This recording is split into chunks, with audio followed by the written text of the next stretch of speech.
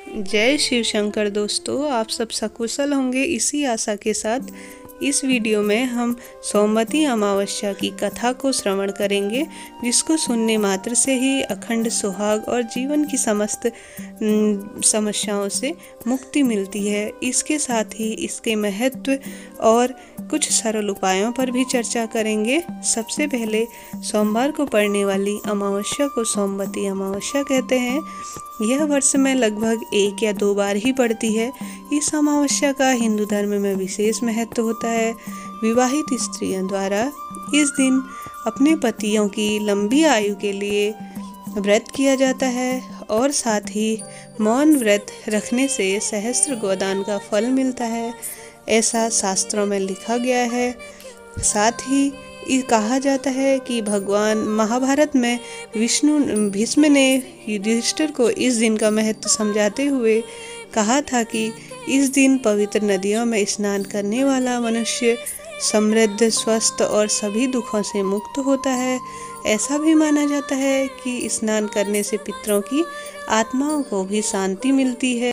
इस दिन विवाहित स्त्रियां द्वारा पीपल के वृक्ष की दूध, जल, पुष्प, अक्षत, चंदन इत्यादि से पूजा और वृक्ष के चारों ओर 108 बार धागा लपेटकर परिक्रमा करने का विधान होता है।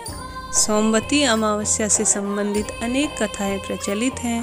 परंपरा है कि जो भी इस कथा को मात्र सुन लेता है उससे ही इसकी सारी मनोकामनाएं पूर्ण हो जाती हैं। परंपरा है कि सोमवती अमावस्या के दिन कथाओं को विधि पूर्वक सुनना चाहिए। एक गरीब परिवार था जिसमें पति पत्नी के अलावा एक पुत्री भी थी। पुत्री धीरे धीरे बड़ी होने लगी। उस लड़की में समय के साथ सभी गुणों का विकास हो रहा था। लड़की सुंदर, संस्कारी और गुणवान भी थी, लेकिन गरीब होने के कारण उसका विवाह नहीं हो पा रहा था। एक दिन ब्राह्मण के घर एक साधु पधारे, जो कि कन्या के सेवा भाव से काफ़ी प्रसन्न हुए। कन्या को लंबी आयु का आशीर्वाद देते हुए साधु ने कहा कि कन्या की हथेली में विवाह योग्य ये जो योग रेखा होती है वह नहीं है। ब्राह्मण दंपति ने साधु से इसका उपाय पूछा कि कन्या को ऐसा क्या करे कि उसके हाथ में भी विवाह का योग बन जाए। साधु ने कुछ देर विचार करने के बाद अपनी अंतर्दृष्टि से ध्यान करने के बताया कि कुछ दूरी पर गांव में एक सोना नाम की धोबी जानी जाती है। एक महिला अपने पति और बहू के साथ रहती है, जो कि बहुत ही आचार विचार और संस्कार संपन्न तथा पतिपरायण है।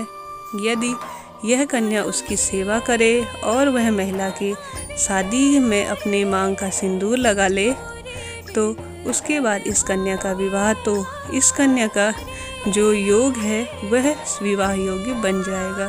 साधु ने यह भी बताया कि महिला कहीं आती जाती नहीं है।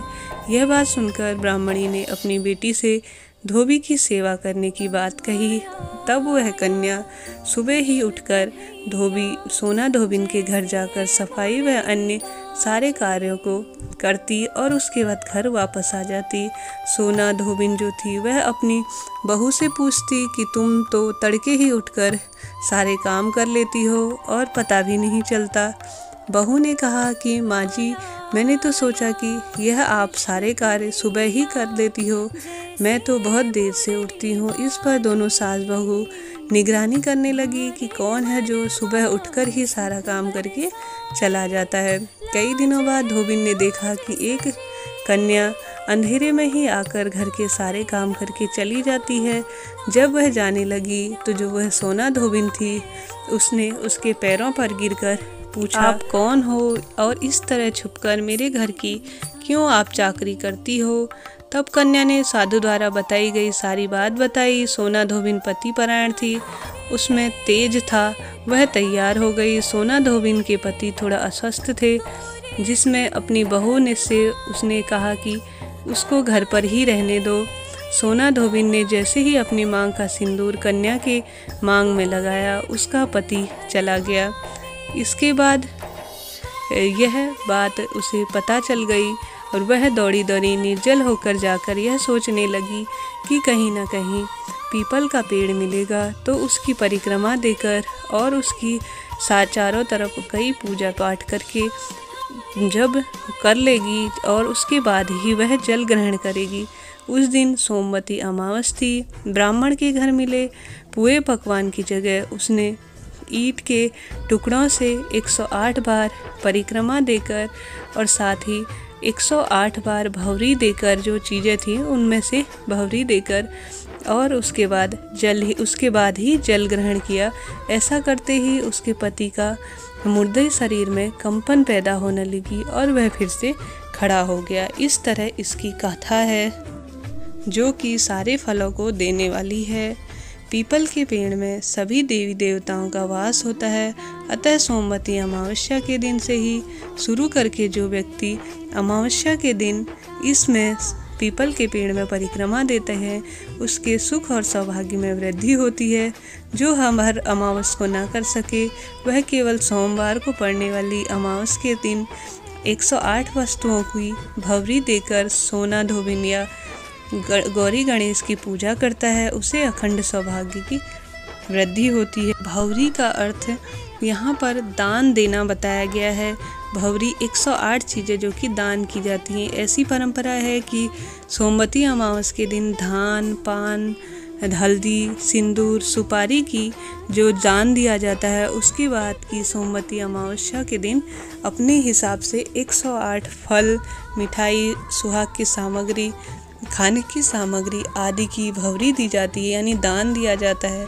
भवरी पर चढ़ाया गया सामान किसी सुपात्र ब्राह्मण को, ननद को या भांजे को दिया जाए, अपने गोत्र या अपने परिवार के निम्न गोत्रों में से किसी को दिया जाए, तो यह अखंड सुहाग देने वाला होता है। पीपल के पेड़ में सभी देवी देवताओं और पितरों का वास माना जाता है, इसलिए इस अमावस के दिन पितरों का नाम और साथ ही शिव शंकर भोलेनाथ का नाम लेकर कच्ची जो कि मोली आती है उसका 108 बार अगर इसमें परिक्रमा लगाकर लपेट दिया जाए और साथ ही ओम नमः शिवाय, ओम शनिदेवाय, ओम पितरों का नाम लेते हुए इस तरह अगर हम 108 बार इस कच्चे सूत का जो परिक्रमा लगाते हैं वह किया जाए, तो यह साथ संतान की प्राप्ति और चिरंजीवी होने के साथ धन धान्य की पूर्ति करने वाला होता है।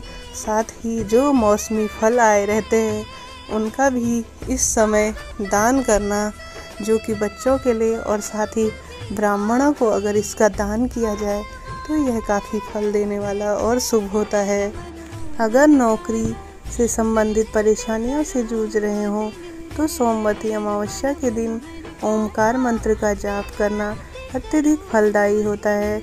इसके जप से मनोवांछित फल की पूर्ति हो। चैनल पर इसकी पूरी पूजा विधान का संपूर्ण मैंने वीडियो दे रखा है, आप उसे भी देख सकते हो। शिव शंकर भगवान आपकी सारी मनोकामना पूर्ण करे, इसी आशा के साथ जय भोले की।